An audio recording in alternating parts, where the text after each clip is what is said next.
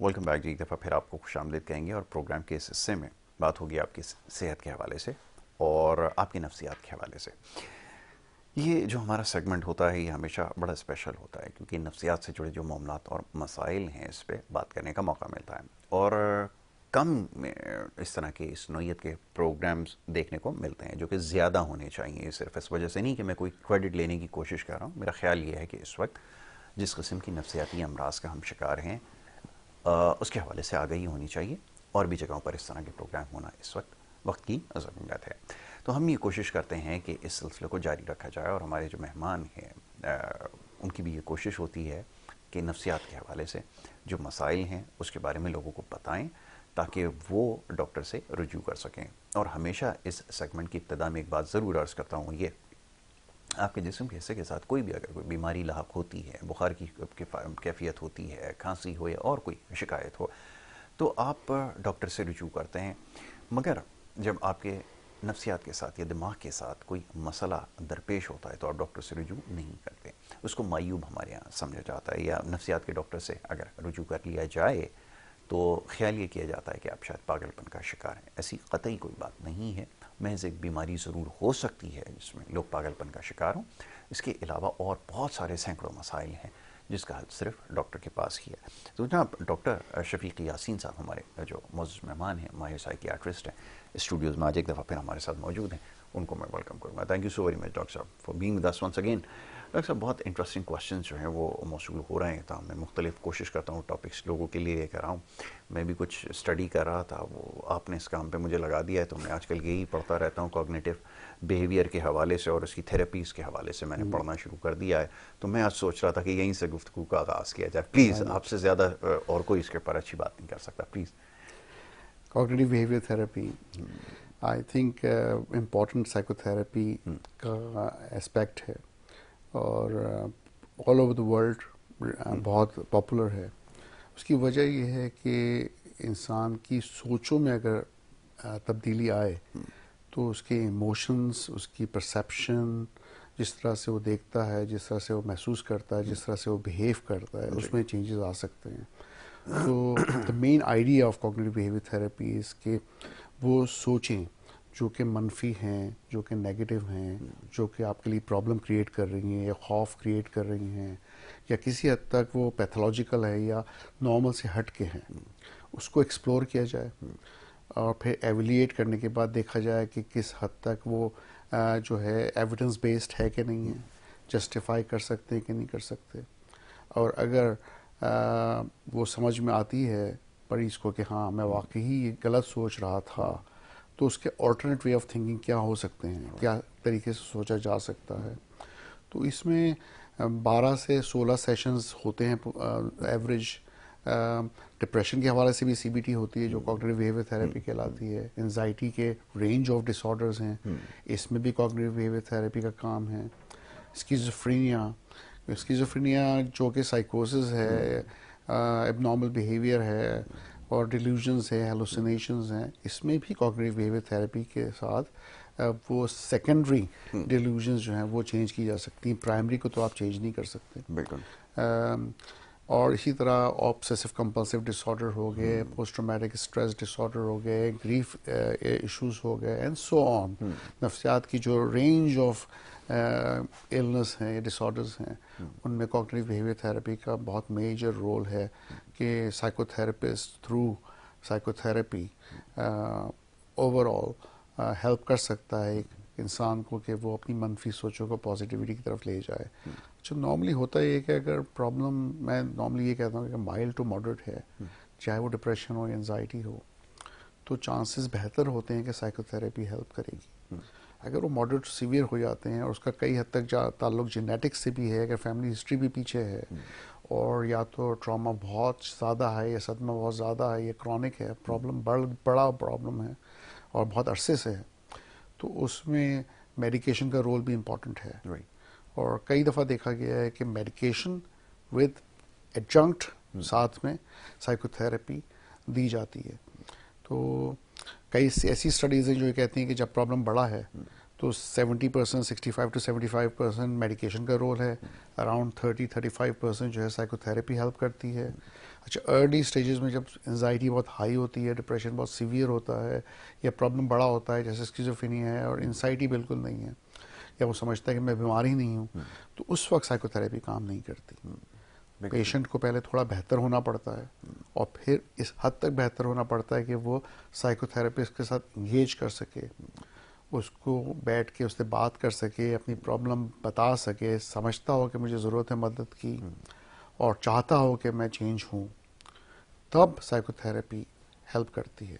क्योंकि ये सारे फैक्टर्स ऐसे हैं कि अगर नहीं हो तो फिर आप चाहे जितनी मर्जी कोशिश कर लें, पेशेंट ही चेंज नहीं होना चाहता, वो समझता है कि मैं बीमार ही नहीं हूँ, मेरा तो मुझे कोई ट्रीटमेंट की ज़रूरत नहीं है, तो फिर तब्दीली नहीं आती, चेंज नहीं आता। राइट। डॉक्टर साहब, how do you explain abnormality, ये है क्या और इसको किस तरह समझा जाए कि एक शख्स जो है वो एबनॉर्मल है? हमारे यहाँ असल में क्रिटिकल थिंकिंग को भी वेलकम नहीं किया जाता और कोई इस तरह की अगर बात कर ले तो उसके लिए भी हम टर्म इस्तेमाल करते हैं कि ही इज़ एबनॉर्मल। ये बड़ी एक अजीब सी बात है, या अगर कोई थोड़ी सी मुख्तलिफ बात भी करे तो उसके लिए यही टर्म इस्तेमाल होती है। तो मैं ये जानना चाहता हूँ कि व्हाट इज़ एबनॉर्मेलिटी। अगर कोई शख्स, बहुत सारे क्रिएटिव लोग हैं जो घर में अगर इस तरह की कोई बात कर देते हैं उस साइंस के हवाले से किसी रेफरेंस पे, तो कहा जाता है कि अब इसको ज़रूरत है। आपको क्या कैसे एक्सप्लेन करते हैं प्लीज़? पहली बात तो ये कि साइकेट्री में, नफ्सियात में, there is no definition for normality I think, and same applies for abnormality I think. तो बात तो ये ना कि जैसे अगर आप एक चीज़ समझते हैं कि पाकिस्तान में नॉर्मल है, ज़रूरी नहीं कि वो अमेरिका में नॉर्मल हो। ठीक है। कल्चरली नॉर्मेलिटी डिफर करती है। इसी तरह जो है ना, religion to religion normality differ करती है। ठीक है।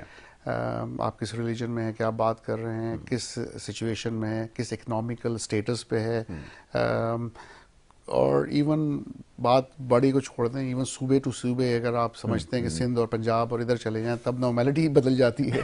तो बात ये है कि व्हाट इज़ नॉर्मेलिटी, इसका कई हद तक ताल्लुक कन्फॉर्मिटी से है। आई थिंक मैं समझता हूँ कि अगर 10 में से 8 लोग एक बात कह रहे हैं तो शायद वो समझते हैं कि ये चीज़ नॉर्मल है, दो चाहे वो सही बात भी कह रहे होंगे ना, लेकिन अगर मेजॉरिटी उसके खिलाफ हैं तो वो शायद नॉर्मल ना मानी जाए। बिल्कुल ठीक है। तो it's a very vague way of describing कि व्हाट इज़ नॉर्मेलिटी और एबनॉर्मेलिटी।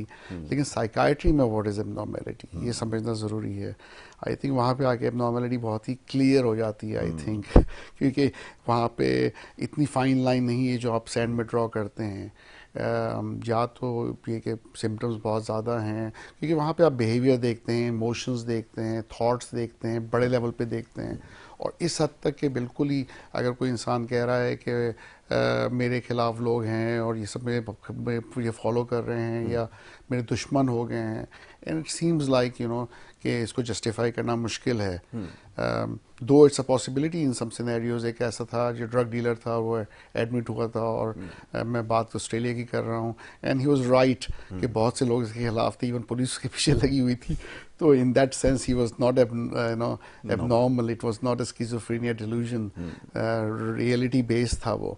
लेकिन जब वो reality based नहीं है और clearly family भी कहती है कि नहीं ऐसा तो कुछ नहीं है, पर्दे बंद करके बैठा हुआ है, छुपा हुआ है घर के अंदर, निकल नहीं रहा है घर से बाहर, खौफ में है, एंजाइटी में है, घबराहट बेचैनी में है, मायूस हो गया है बहुत ज़्यादा, और वो नॉर्मेलिटी से हट गया है अपनी। अब नॉर्मेलिटी का ये भी है कि आप नॉर्मल फंक्शनिंग पर्सन है, वो अपने ऑफिस जाता है, स्कूल जाता है, कॉलेज जाता है, एक रिलेशनशिप में है, हर चीज़ ठीक तरह से कर रहा है, उसकी एक लेवल ऑफ फंक्शनिंग है कि सुबह उठता है, शाम को रात को सोता है, और उसकी एबिलिटी है कि वो किस तरह से मैनेज कर रहा है अपने फाइनेंसिस को, day to day problem solving skills उसके अच्छे हैं कि वो हर चीज़ मैनेज कर सकता है।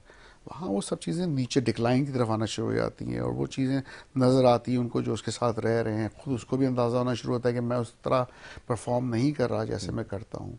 तो that's a normality. It can be a drift, it can be a gradual drift.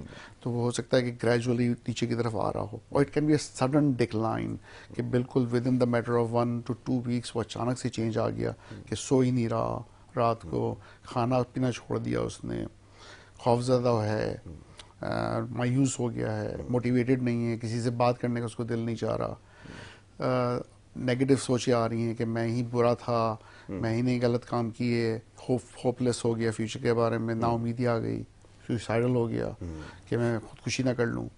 एक पेशेंट अभी मेरे पास कल आया था, छत पे चला गया कि मैं छत से छलांग लगा दूँ, तो इतना हद तक नेगेटिविटी आ जाती है और सुइसाइडल हो सकते हैं पेशेंट के, फिर वो एक्ट कर सकते हैं। बिल्कुल। तो यहाँ पर आके you can clearly see the abnormality कि ये वो आदमी नहीं है जो 2 महीने पहले 1 महीने पहले बिल्कुल ठीक था बिल्कुल। और अब बिल्कुल बदल गया है। तो इतने दैट्स, एक्सट्रीम पे कैसे चला गया, इसके हाँ, थॉट्स ऐसे कितनी कहते हैं। तेजी से चेंज हुए। तो this is the abnormality we see as a psychiatrist, right. और वो आपको क्लियरली नज़र आती है। Exactly. And unfortunately in Pakistan मसला ये है कि मैंने ऑस्ट्रेलिया में, आयरलैंड में, इंग्लैंड में जहाँ भी काम किया है, अगर 20% 25% चेंज आता है किसी को, माइल्ड से मॉडरेट प्रॉब्लम भी होता है, वो जाके दिखाते हैं साइकाइट्रिस्ट को, साइकोलॉजिस्ट को।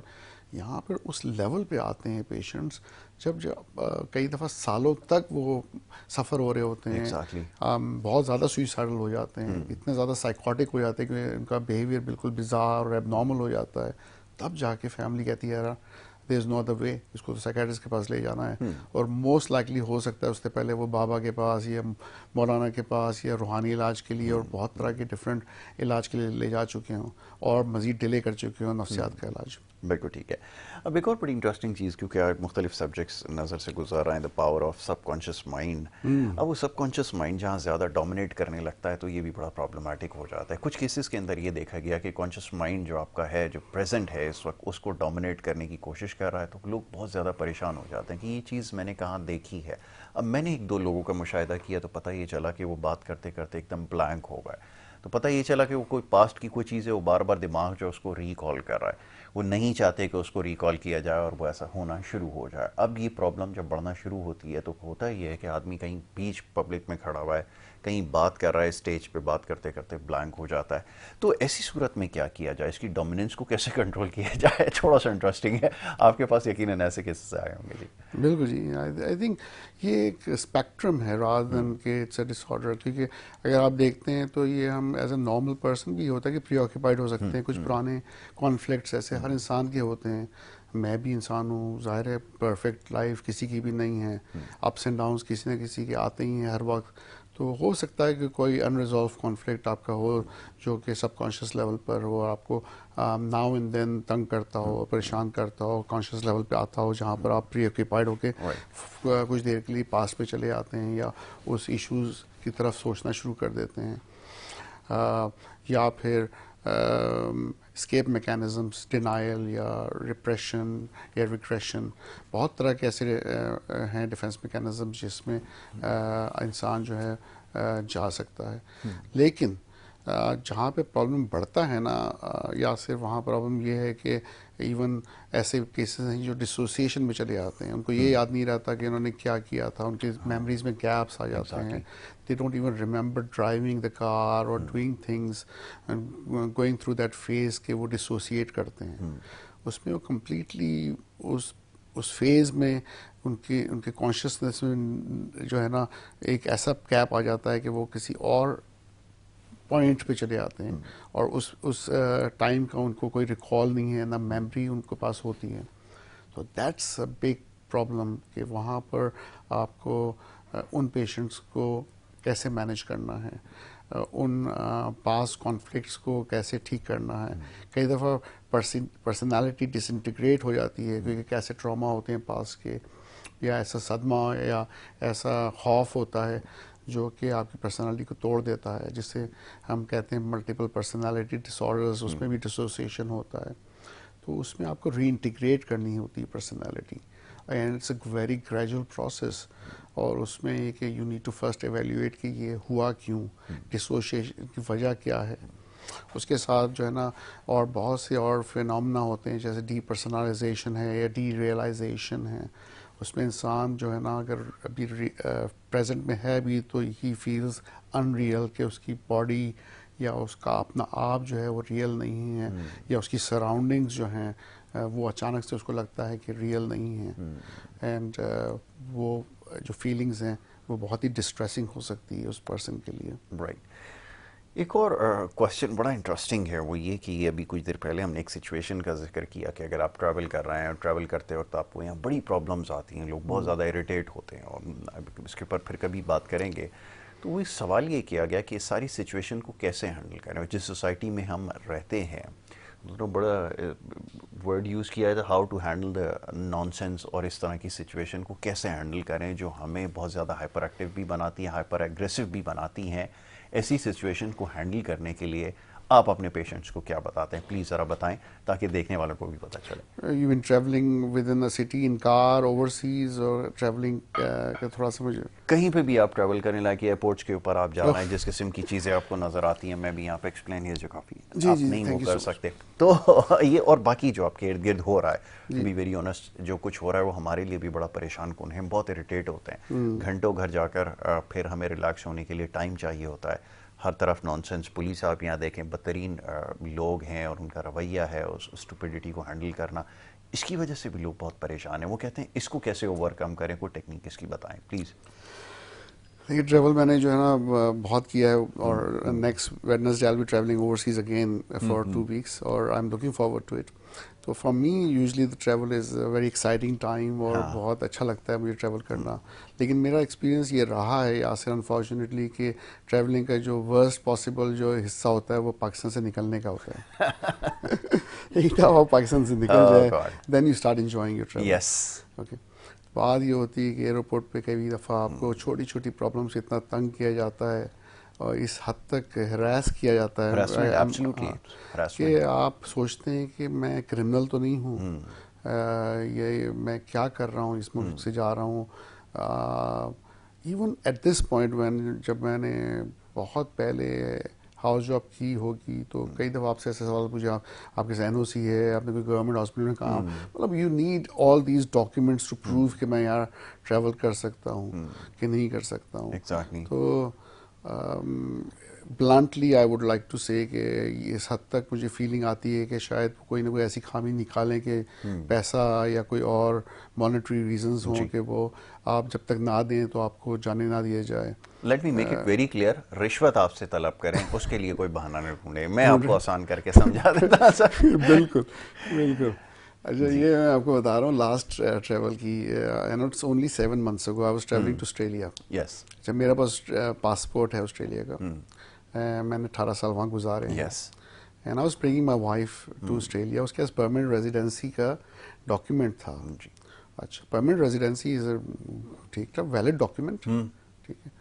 उस पे जो है ना दे वर जस्टिफाइड। ये मेरे एमिरेट्स एयरलाइन से मैं ट्रैवल कर रहा था कि भाई आपकी जो है पीआर का या परमानेंट रेजिडेंसी का जो डॉक्यूमेंट है उसमें डेट ऑफ बर्थ की लिखी हुई है, उस पर आपने उसका जो पर्टिकुलर नंबर होता है जो रेजिडेंसी नंबर होना चाहिए वो नहीं है राइट, उनके एक्सपीरियंस के हिसाब से। दे वर राइट, राइट, उनकी जहाँ से पीआर आया था वहाँ की मिस्टेक थी। तो मैंने कहा look you can check and verify. तो उन्होंने 20-25 मिनट लगाए on they said yes yes yes I think वहाँ से प्रॉब्लम है, पीआर इज़ फाइन, हमें क्लियर वहाँ से मिल गई है कंफर्मेशन, ऑस्ट्रेलिया से हमने चेक कर लिया है and you can travel, boarding pass issue कर दिए। Right, then we went to the immigration. Immigration में सेम सवाल उठाया गया, मैं कहा बिल्कुल जस्टिफाइड, बिल्कुल सही सवाल भी किया आपने, अच्छा किया, लेकिन ये चीज़ तो हम आधे घंटे से क्लियर करके आ गए हैं, why don't you check with Emirates. फिर वो उसने और जी नाम आधा पौना घंटा लगाया, फिर जाके चेक किया, हमें लाइन के बाहर खड़ा किया। ठीक है, मैं खड़ा हुआ आराम से, मैं सुकून से, मैंने कहा चल इनको टाइम लेने दें। ही चेक्ड, उसके बाद कहने आप जा सकते हैं, हमने भी चेक कर लिया। उसके बाद एक आखिरी इंसान होते हैं जो चेक कर रहे होते हैं, उन्होंने कहा जी आप तो साइड पे हो जाएं, आपका तो ये गलत है form, right, you are not able to travel. उन्होंने मेरी वाइफ से कहा आप तो ट्रैवल नहीं कर सकती, और अगर हमने अभी आपको अलाउ भी कर दिया वहाँ से आप डिपोर्ट हो जाएंगी। मैंने कहा क्या बात कर रहे हैं आप, जब एमिरेट्स एयरलाइन ने चेक कर लिया, आपके इमिग्रेशन ने चेक कर लिया, वहाँ से उन्होंने तकरीबन दोनों को मिला के मैं 1 घंटा खड़ा रहा हूँ, कंफर्मेशन करा ली ऑस्ट्रेलिया से कि it's a valid PR permit residency, आप कैसे कह सकते हैं कि ये ट्रैवल नहीं कर सकती हैं। तो कहें नहीं, मैं कह रहा हूँ कि ये ट्रैवल नहीं कर सकती। मैं कह रहा हूँ यस, बिल्कुल। अच्छा, जहाज़ जाने में तकरीबन अथॉरिटी, 20-25 मिनट रह गए थे, डिपार्चर गेट बंद होने वाला था। तो मुझे उस वक्त गुस्सा आना शुरू हो गया बहुत ज़्यादा, एंड मैंने थोड़ा सा, मैं साइकेट्रिस्ट हूँ दो, लेकिन मेरे भी इमोशंस हैं। एग्जैक्टली, आप कितना एंगर कंटेन कर सकते हैं। लेकिन एनीवे मैंने फिर उसको बोला लिख, मैं ऑस्ट्रेलियन सिटीजन हूँ, मेरे पास पासपोर्ट है, मेरे पास बोर्डिंग पास है, I am living, I am travelling to Australia, आप, मैं या वाइफ को छोड़ के जा रहा हूँ, it's your responsibility, you will have to arrange the hotel for her, I am travelling, आप मुझे तो स्टॉप नहीं कर सकते ना, लेट मी गो। एग्जैक्टली। मैं वहाँ से अपना सामान लेके चला गया, वाइफ को मैंने पीछे छोड़ दिया इंटेंशनली, कि देखता हूँ कि क्या करते हैं। वहाँ से जाके मैं बिजनेस लाउंज में बैठ गया, जाके वहाँ मैंने एक कॉफ़ी मंगाई। With in 4 minutes, 3 to 4 minutes wife पीछे पीछे आ रही थी। मैं क्या हुआ? कि उन्होंने कहा जाएं जाएं जाएं, आपके शौहर चले गए, आप यहाँ क्या कर रही हैं? तो मैंने कहा यार इतना तंग क्यों किया फिर जी। उन्होंने? इसलिए कि मैं वहाँ खड़ा था, उनको चाहिए थे कुछ ना कुछ पैसे। जब मैं चला गया उन्होंने कहा वो जो बंदा था जो पैसे दे सकता था वो तो है नहीं, हम क्या फ़ायदा एग्जैक्टली, झगड़ा डाल के यहाँ पर। बिल्कुल ठीक है, तो absolutely. This is one of the examples. And वो 1-1.5 घंटे की हरासमेंट जो है ना, वो कोई और आदमी होता तो नहीं वो हैंडल कर शायद, सकता था। मैं आपको एक और बताता हूँ, मेरे पीछे एक और साइड पे खड़े थे, वो इंग्लैंड जा रहे थे, he had a valid visa as well. बाद में जहाज़ में जाके उन्होंने मुझे बताया कि हमने 1 लाख रुपए दिए तो उन्होंने हमें छोड़ा। ये है जी तो चक्कर। This is what is happening. बिल्कुल ठीक है। तो ये ज़रा इसके ऊपर बात करते हैं। थोड़ा सा ऑफ टॉपिक है बट रेलिवेंट इसलिए है क्योंकि ये जो कुछ सिचुएशन है ये आपको जहनी जो है ना बड़ी इससे अजियत होती है और इसमें मुब्तला करती है, और जो पहले से इसका शिकार हों अगर उनको इस सिचुएशन को हैंडल करना पड़े फिर क्या होता है। छोटी सी ब्रेक के लिए कहा जा रहा है, छोटी सी ब्रेक से वापस आएंगे, आप देखते रहिए हमारा प्रोग्राम।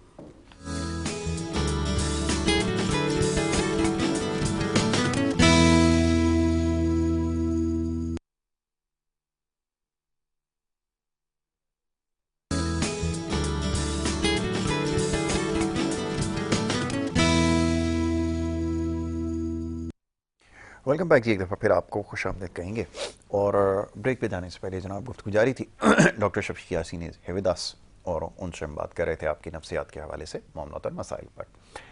और नफ्सियाती मसाइल का तो हम सब शिकार हैं, और जैसे भी एक बड़ा आम मामला और मौजू इससे पहले ज़ेर बहस आया कि एक क्वेश्चन आया बड़ा इंटरेस्टिंग कि जो सिचुएशन आपकी है जो आप आए दिन देखते हैं सड़कों पे जो कुछ होता है और फिर पुलिस की बदतमीज़ी हो और इस तरह के मामलात हो, ये हर शख्स ही रोज़ाना हैंडल कर रहा है।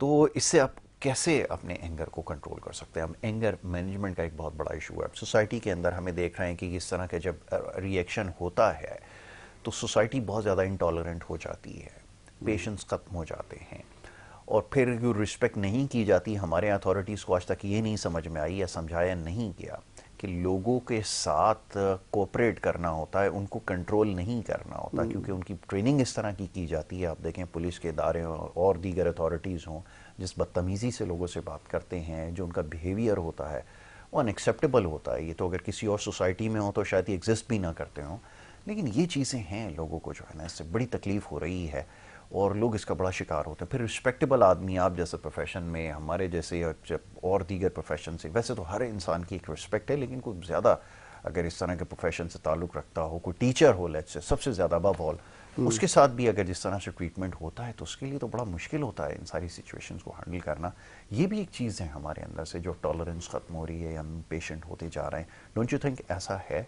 बिल्कुल है, बिल्कुल है। और फिजिक्स का लॉ है, third law of Newton, every action has an equal and opposite opposite reaction. Reaction. अगर कोई एंगर ऐसा है जिसकी वजह है सिचुएशन, जिसकी वजह से ऐसा एंगर प्रोड्यूस हो रहा है एज अ रिएक्शन, तो फिर मैं नहीं समझता कि it's a pure pathological problem. It's a problem of a society, it's a problem of situation. ये ऐसी चीज जब फ्रस्ट्रेशन क्रिएट हो रही है, क्रॉनिक फ्रस्ट्रेशन क्रिएट हो रही है, लोग सेल्फ हेल्प लर्न हेल्पलेसनेस का शिकार हो रहे हैं। मैं समझता हूँ कि सोचते हैं कि अब तो कुछ हो नहीं सकता। जगह जगह सड़कें खुदी हुई हैं, जगह जगह प्रॉब्लम्स हैं, डस्ट है, एलर्जीज़ हैं, गंदगी है।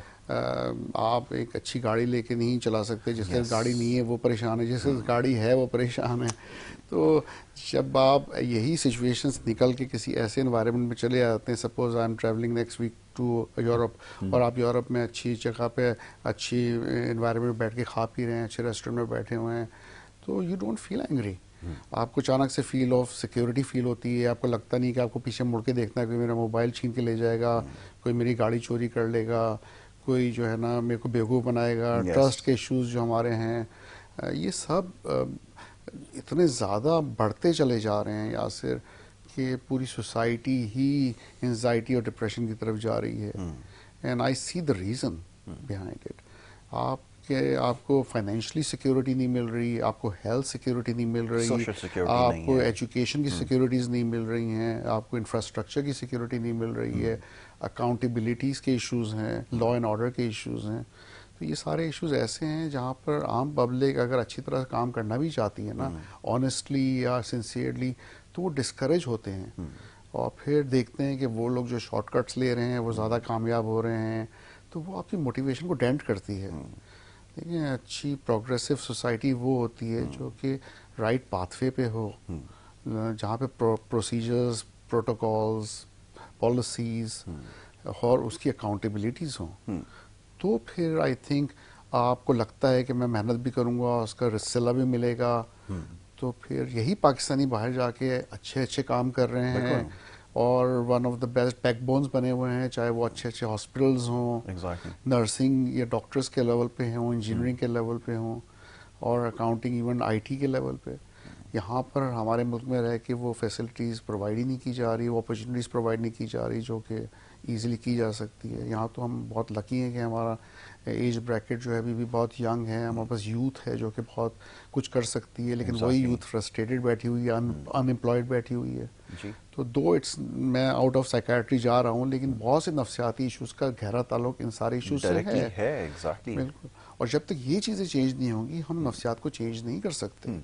कैसे कर सकते हैं? ठीक है। We can't expect.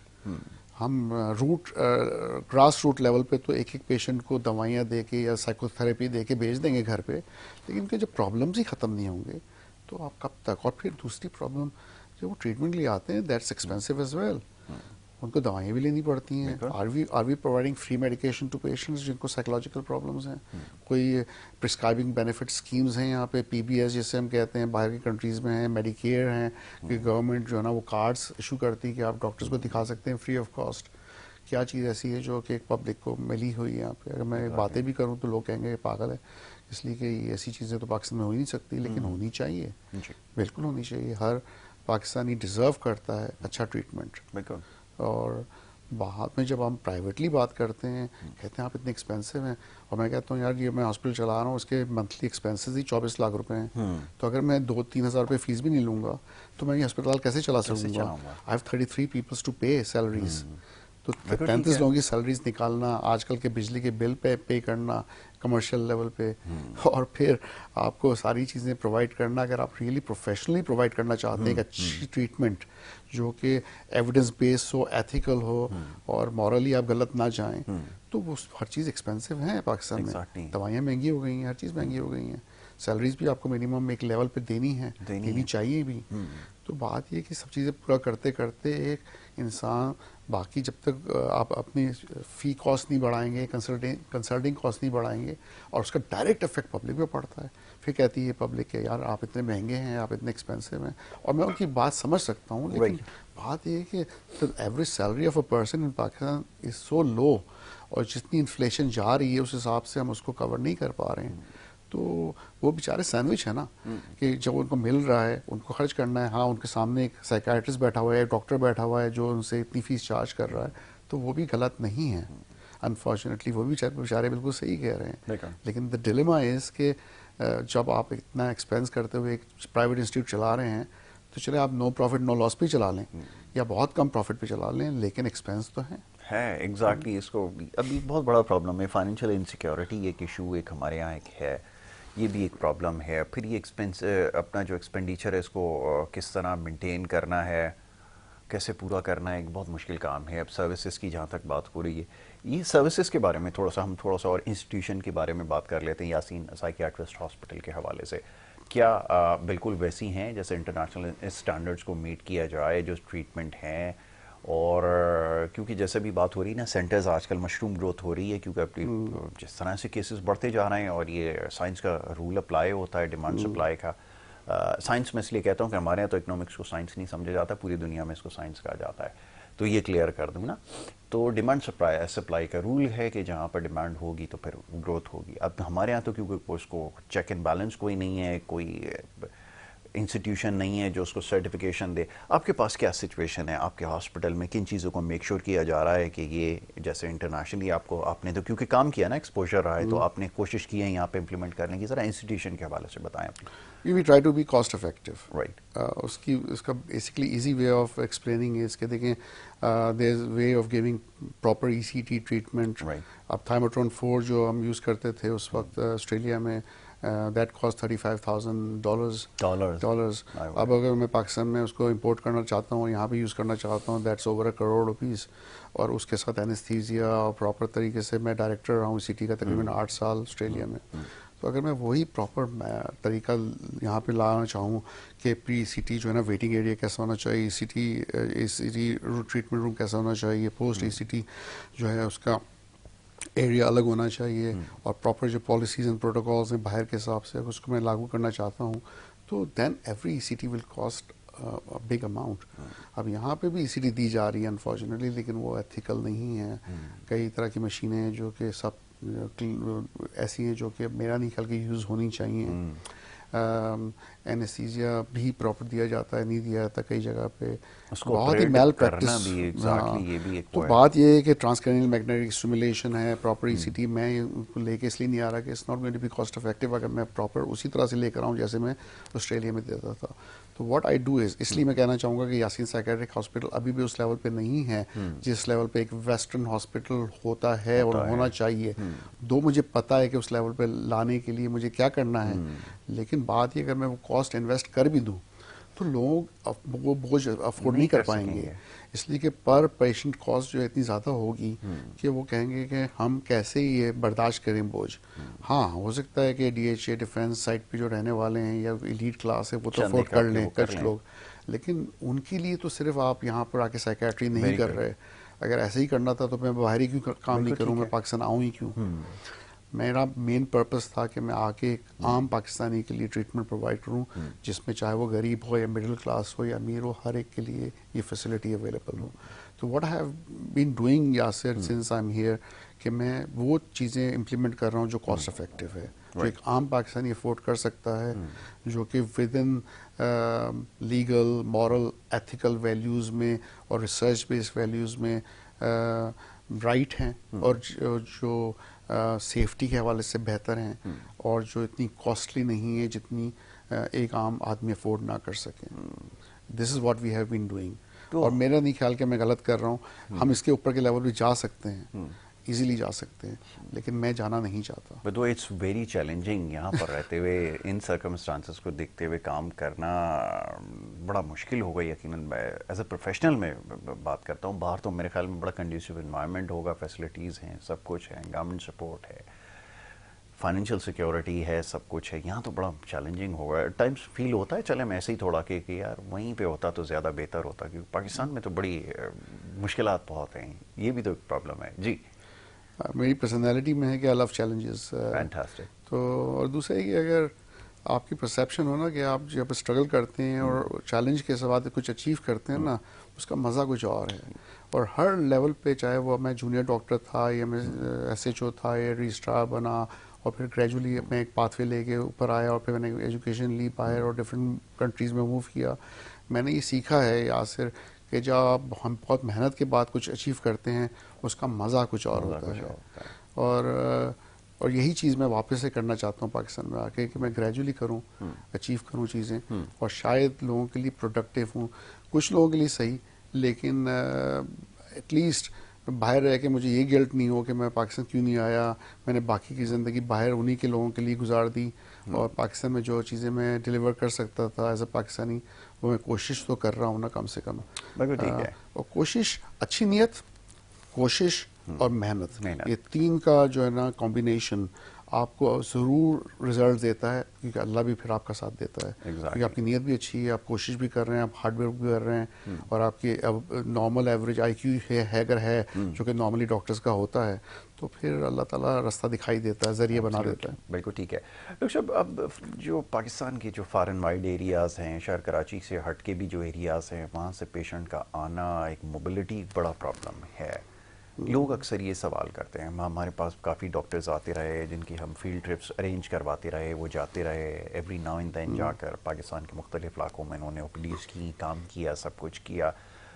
अब अपने स्प्रेड को कैसे बढ़ाया जाए, इसके बारे में सोचा है? फिर बहुत सारे और इस्लामाबाद से जो हमारे फ्रेंड्स हैं वो मैसेज करते हैं कि यार डॉक्टर साहब को बोले वहाँ मूव कर जाएं, लाहौर से जो देखते हैं वो कहते हैं डॉक्टर साहब को कहें वहाँ मूव कर जाएं। किया जाए, कुछ ऐसा सिलसिला बनाने का सोचा है कि अपने ऑपरेशंस को बढ़ाया जाए? एक ज़रूरत तो है क्वालिफाइड डॉक्टर्स की, और ये ख़ास तौर पे साइकियाट्रिस्ट और जो है ना हमारे पास मुझे कम नज़र आ रहे हैं, शायद इतने क्वालिफाइड लोग नहीं हैं। वक्त और हालात की वजह से तो जो ज़ाहिर है जब डिमांड आती है तो फिर हर कोई वो बन जाता है। तो MBBS कुछ हैं इस तरफ स्विच कर गए हैं और वो कर रहे हैं जितने उनके पास हुआ है। जी। देखिए, gradually but surely I think we are हम सक्सेसफुल हो रहे हैं इसमें, क्योंकि देखिए not just nationally but internationally patients दिखा रहे हैं। और जब के कम्युनिकेशन इतना इजी हो गया है, व्हाट्सएप है, स्काइप है, you know we have video links, तो इस्लामाबाद हो, लाहौर हो, सखर हो, इंटीरियर सिंध हो, बलूचिस्तान हो, ये मुझे खुशी होती है कि वहाँ से लोग दिखाते हैं वीडियोस पे।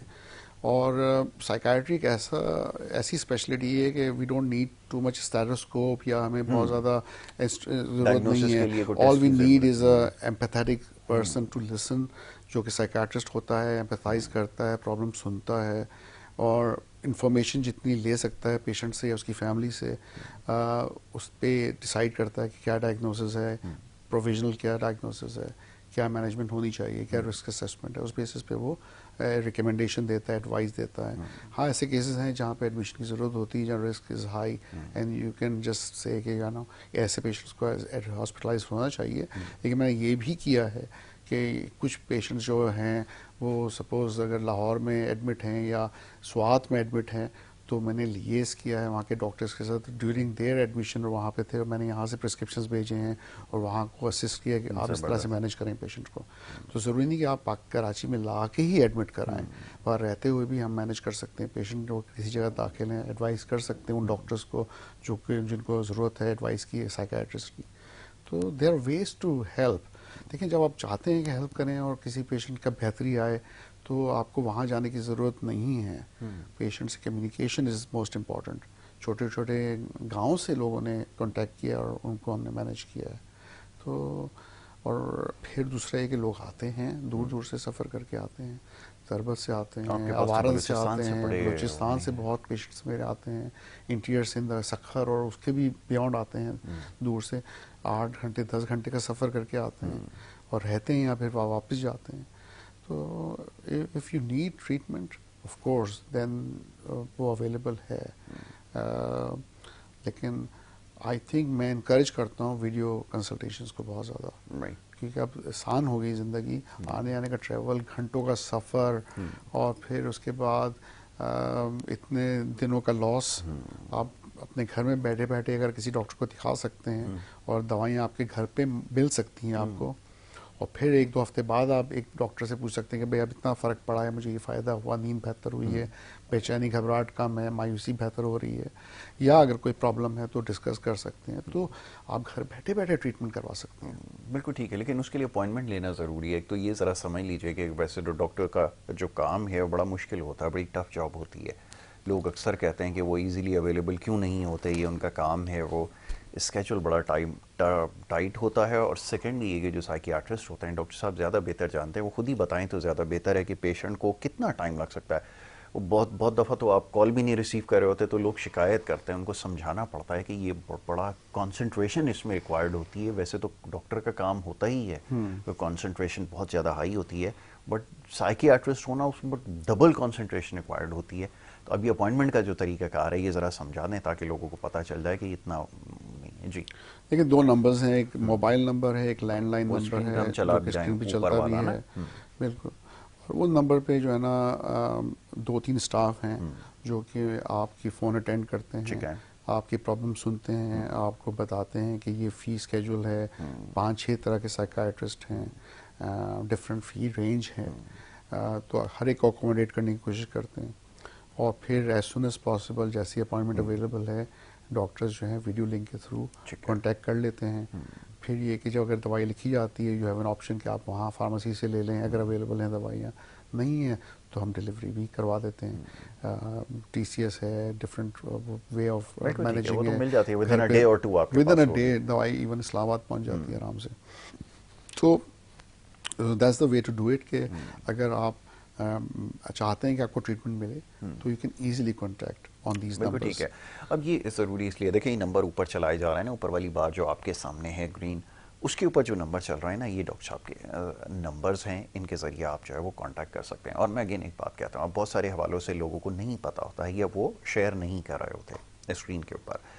तो ये जिन पे जब आप बात करेंगे, जो वर्किंग स्टाफ है, ये इस चीज़ को भी मेक श्योर करता है कि ये कॉन्फिडेंशियल रहे, इंफॉर्मेशन किसी के पास जाए ना।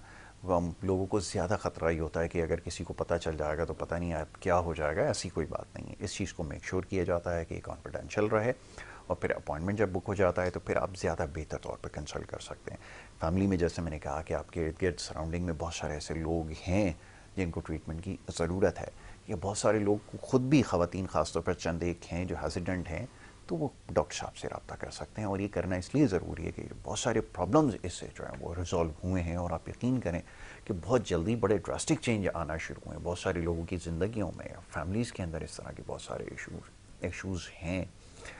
तो ज़्यादा बेहतर है कि डॉक्टर से रुजू किया जाए। मेरे ख्याल में यही आज का मैसेज होगा। एनिथिंग एक एल्स अगर चीज़ आप मैं कुछ और ऐड कहना करना है? चाहूँगा, जी मेरे जी। साथ के एक और साइकेट्रिस्ट हैं, मुझे भी पिछले 5 दिन पहले ही पता चला, और मुझे नहीं अंदाज़ा था कि he is in my area, जिस एरिया में मैं काम कर रहा हूँ, and he is charging 72,000 rupees for consultation. उनके पास एक अमेरिका की डिग्री है, और विद सेम क्वालिफिकेशन जो मेरे पास है, और 3 डिग्रीज हैं मेरे पास, आयरलैंड की है, Yes. मेरे पास इंग्लैंड की है, ऑस्ट्रेलिया की ऑस्ट्रेलिया आपके न्यूजीलैंड पास की है, है। yes. We are charging less than 10% of what he is charging for a consultation. तो बात यह है कि इतना बड़ा फ़र्क फीस में, तो मैं इसीलिए अपने पेशेंट से भी ये कहता हूँ, अच्छा बात ये कि अगर आप उनसे 3,000 रुपये फ़ीस भी लेना, तो कहते 3,000 रुपये डॉक्टर साहब, लेकिन वही सेम डिग्री के साथ कोई दूसरा डॉक्टर बैठ के 70,000 और वो ले भी रहा है फ़ीस। तो अनफॉर्चुनेटली बात यह है ना कि यहाँ पर कोई अकाउंटेबिलिटी नहीं है, कोई Right. पूछगछ नहीं है, नहीं कोई है। कितना भी चार्ज कर ले, चाहे वो एबीसी अपने नाम के आगे कुछ भी लगा ले। तो इट्स अनफॉर्चुनेट कि इतनी बड़ी बड़ी फीस भी चार्ज की जा रही है Yasir, which is I am surprised, very very Exactly. Surprised. तो मेरे लिए भी मोरलेस ऐसी सिचुएशन है कि मैं भी अब इसी फील्ड को परस्यू करना शुरू करता हूँ before long. Well, thank you so very much doctor साहब कि आप यहाँ पर आए, और लोगों को अवेयरनेस मिलना ज़रूरी है। बल्कि ये जो आखिरी वाली बात थी तो सब में ज़्यादा ज़रूरी थी कि ये भी हो रहा है, जैसे मैंने कहा कि जब डिमांड आती है तो फिर इस तरह होता है। और अगेन अगर ऐसा हो रहा है तो इसके बारे में ज़रूर सोचें, ये आपके लिए आसान ऑप्शन है। जैसे हमने कहा, डॉक्टर साहब को बुलाने का मकसद सिर्फ ये नहीं होता कि सेल्फ प्रोजेक्शन की जाए, अवेयरनेस दी जाए, ये सबसे ज़्यादा ज़रूरी है। और ये सिलसिला इंशाल्लाह जारी रहेगा। Thank you so very much once again. नाज़रीन, ये आज का हमारा प्रोग्राम था। बहुत सारे मौज़ूआत पर गुफ्तगू हुई है, सवालात और भी हैं, लेकिन इंशाल्लाह जब नेक्स्ट टाइम डॉक्टर साहब से बात होगी तो ज़रूर इसके ऊपर गुफ्तगू करेंगे। इजाज़त आपसे लेनी होगी। अपना ख्याल रखिए। मोहम्मद यासिर और हमारी टीम को इजाज़त दें। अल्लाह ने